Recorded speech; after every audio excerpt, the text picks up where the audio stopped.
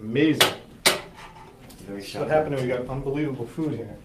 So chef, Yes, sir. I got Chef Michael from Camilles in the Hill. How you doing? Thanks for joining me, really appreciate Pleasure. it. Nice to So, meet you. exciting for me because I'm Italian, I'm a wine guy, and to have somebody from the Hill, Federal Hill, coming in to represent the Hill and talk about the meats and poultry from the Italian side of things is very exciting for me. So you definitely gotta start with this because from a visual, this is just unreal. What do we have here? What I have here is an 18-ounce veal chop, bone-in veal chop. It's stuffed with Asiago cheese, a little bit of broccoli rabe, and some prosciutto. You're Some Parma kidding. prosciutto. No. That's all stuffed in there? That's in there. It's butterflied open, pounded down a little bit, and stuffed. It's also breaded with some panko breadcrumbs and Italian bread. So Asiago, broccoli rabe, Broccoli rabe, and what was the other some thing? prosciutto, Parma prosciutto. Oh my God. What we have here is a guanciale and English pea risotto, and a nice little heirloom carrot roast. That's just, I'm like at a loss for words and that doesn't happen very much.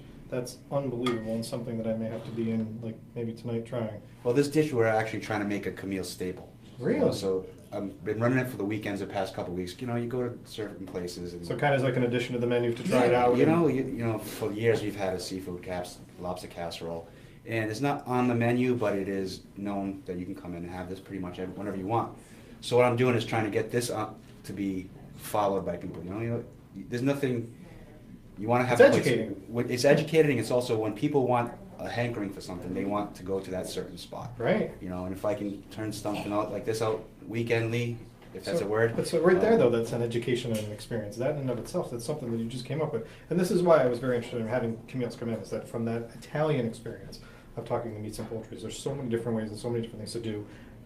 I wouldn't have even thought about this. I wouldn't even thought about creating something like this. Talk to us about some of the other dishes that you have on the menu that are in that section. Well, right now we're in the process of actually changing both lunch and dinner menus. Okay. I took my position over a little over about 2 months ago. Okay.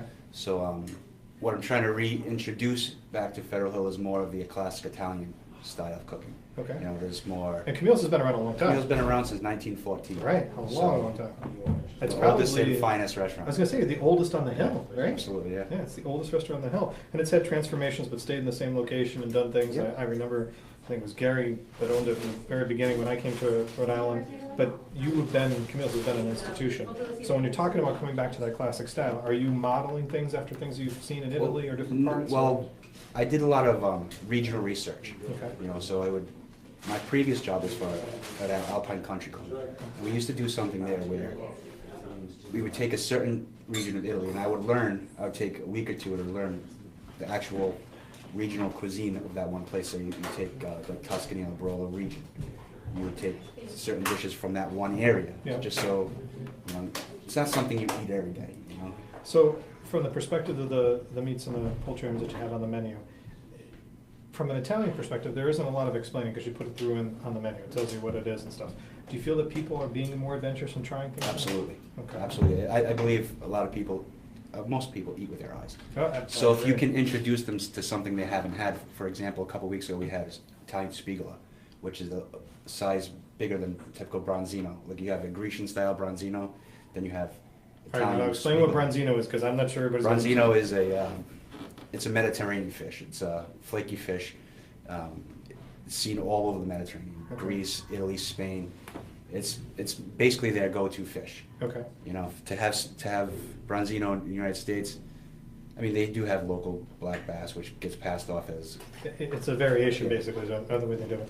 So this is some of the meats. Talk to me about the poultry dish because in Italian you can do a lot with poultry. Well, poultry, we we have our standards. We definitely have the standards from marsala to piccata to parmesan. We also do different dishes where for specialized. You know, we use strictly statler breast for bone-in A-line breast. We use 6-ounce trim breast for our. Do people ever sauté stop dishes. ordering chicken parm? I wondered if I came there, to be honest with you. It truly is the best. I mean, our veal parmesan is better than anywhere I've ever had it, and it's not even close to my recipe. You know, so it's Yeah, we gotta get been this. around for a long time. So the chicken parm, it's like a thing on the hill that won't ever go away. You have to have chicken parm if you're a restaurant in Federal Hill.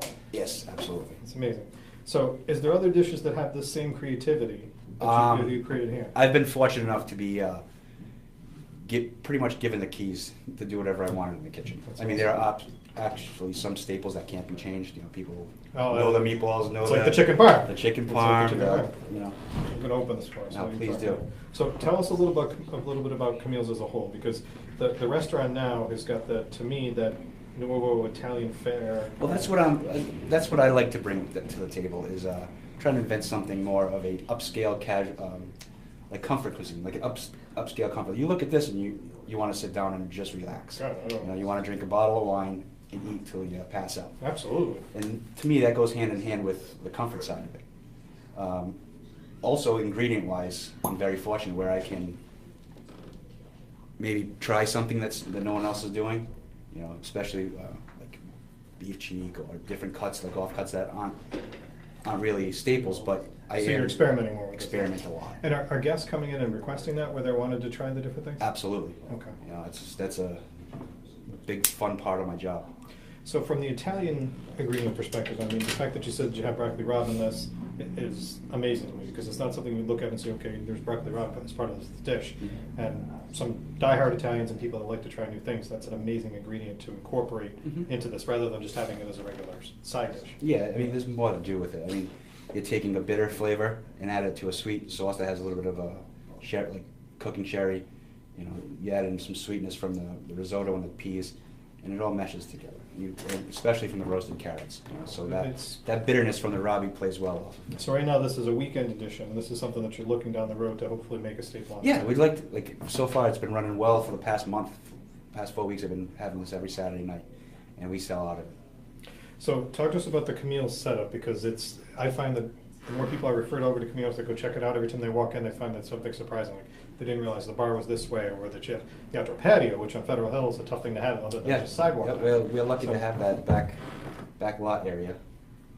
All right, tell us about this wine that you brought here, because this looks unbelievable. This is a Nebbiolo. This is the cousin, pretty much, of a Barolo. This is made in the Barolo region. It's a little fruitier and a little lighter than an actual Barolo. Barolo is one of my favorite wines of all time. Yeah, you know, you get a lot of fruit. It's totally smelling. I'm not sure if it's this I'm smelling now or the wine. That's unbelievable. Cheers. Thank you for joining So, us. thank you very much for that. All right, so from a custom standpoint. goes down. Oh my God, it goes down well. From a custom standpoint, Italians love their customs. Yes.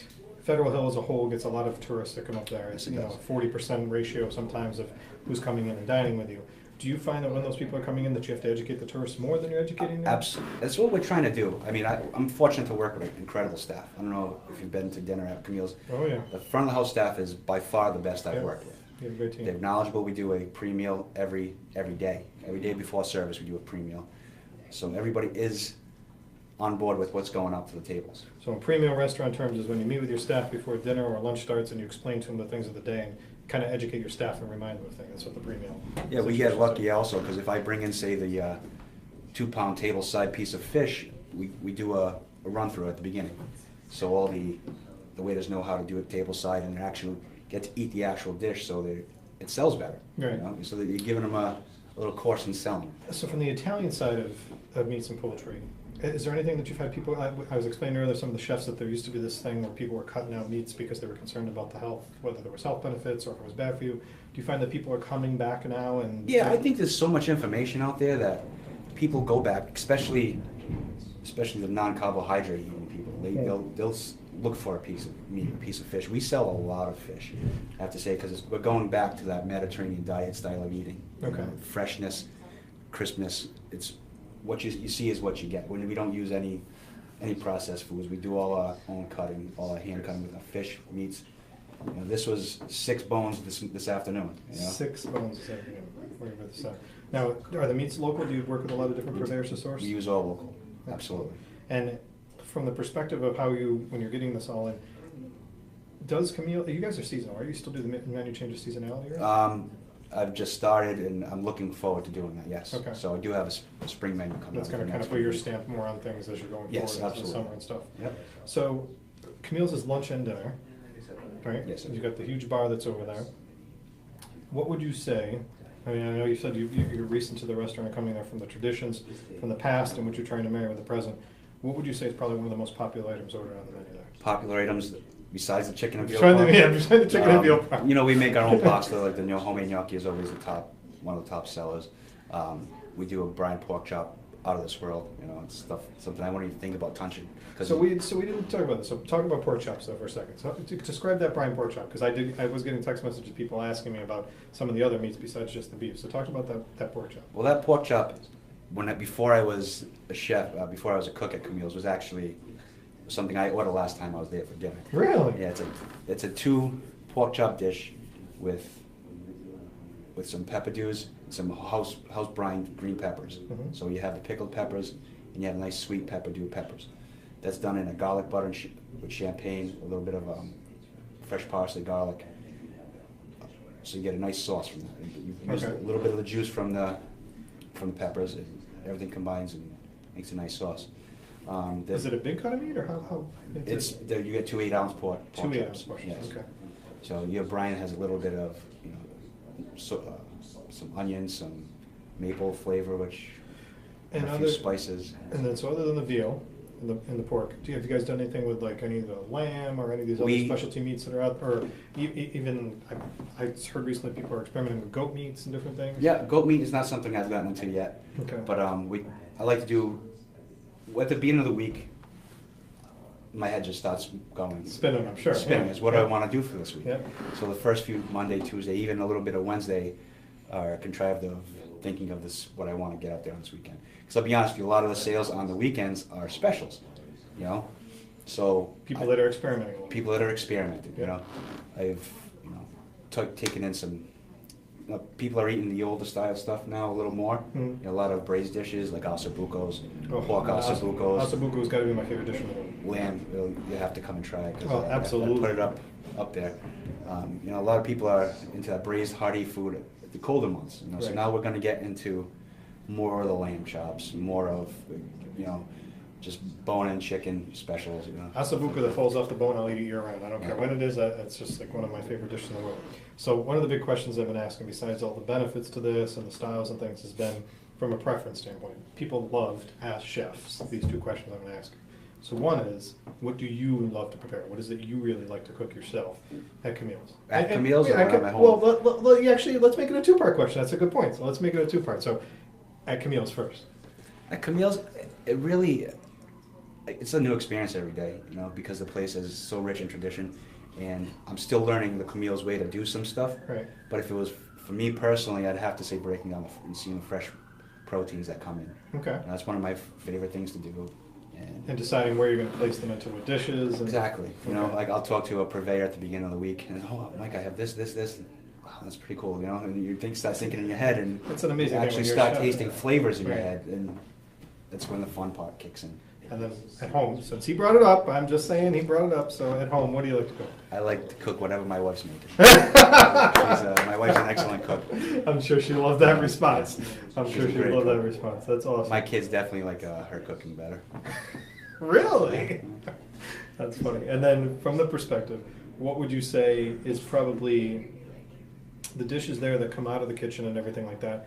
Would you say that, is it based on what your servers are recommending or what people's traditions are? And again, let's take away from the veal and the chicken parm from the traditions, but what comes out of there the most? People want- That's a question I ask the front of the house staff all the time. Okay. Because I want to be in the habit of giving the people what they want.